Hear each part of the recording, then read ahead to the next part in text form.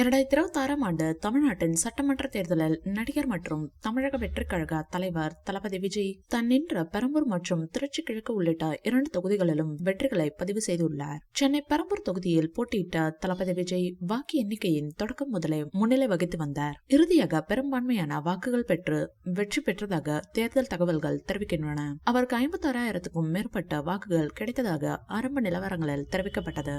இதனைத் தொடர்ந்து திருச்சி கிழக்கு பகுதிகளிலும் அவரது கட்சி வலுவான முன்னிலை பெற்று வெற்றி பெற்றது. இந்த வெற்றி நடிகர் விஜயின் அரசியல் பயணத்தில் முக்கிய திருப்புமுனையாக பார்க்கப்படுகிறது. புதிய கட்சியாக இருந்தாலும் மக்கள் மத்தியில் பெரும் ஆதரவை பெற்றிருப்பது அரசியல் வட்டாரங்களில் கவனத்தை ஈர்த்துள்ளது.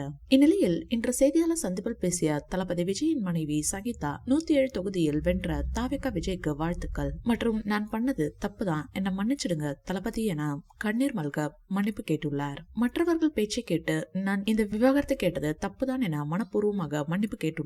இதனை பார்த்துவிட்டு தளபதி விஜய் என்ன முடிவெடுப்பார்னு தெரியல, பொறுத்திருந்து பார்ப்போம். வெற்றியை தொடர்ந்து கட்சி தலைமையகம் மற்றும் தளபதி விஜயின் இல்லம் முன்பு ஆதரவாளர்கள் உற்சாக கொண்டாட்டங்களில் ஈடுபட்டனர். மேலும் வெற்றி பெற்ற வேட்பாளர்களை சந்தித்து வாழ்த்த தளபதி விஜய் திட்டமிட்டுள்ளதாகவும் தகவல்கள் தெரிவிக்கின்றன. மொத்தத்தில் பெரம்பூர் மற்றும் திருச்சி உள்ளிட்ட பகுதிகளில் கிடைத்த இந்த வெற்றிகள் தமிழக அரசில் புதிய மாற்றத்திற்கான அறிகுறியாக பார்க்கப்படுகின்றன.